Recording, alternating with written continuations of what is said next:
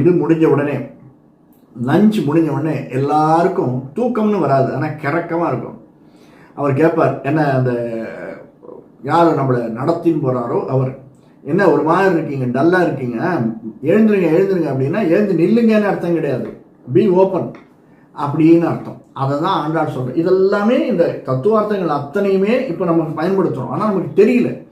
நமக்கு தெரியாமையே ஆண்டாள் சொல்லிருக்கிறதோ, ஆழ்வார்கள் சொல்லிருக்கிறதோ, நாயன்மார்கள் சொல்லிருக்கிறதோ, நம்முடைய மூதாதையர்கள் பக்தியோடு சேர்ந்து சொன்னதை நம்ம பயன்படுத்திட்டு இருக்கோம்.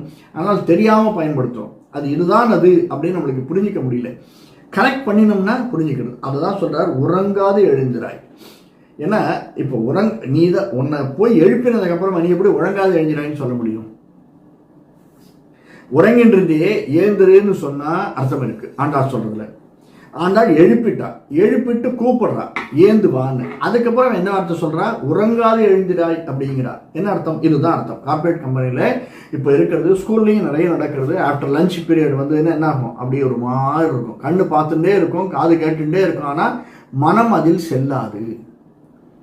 ஆச்சாரியன் ஏதோ சொல்லிட்டு இருக்கார், சரணாகதி பண்ணிக்கோன்னு சொல்கிறார், பிரபத்தி பண்ணிக்கோன்னு சொல்கிறார், இதையெல்லாம் சொல்லிட்டு இருக்கார். ஏன் அப்படிங்கிறதையும் சொல்கிறார். இதில் ஆச்சாரியன்னு சொல்லச்சே நமக்கு வேதாந்த தேசிகருடைய ஞாபகம் நிறைய வருது.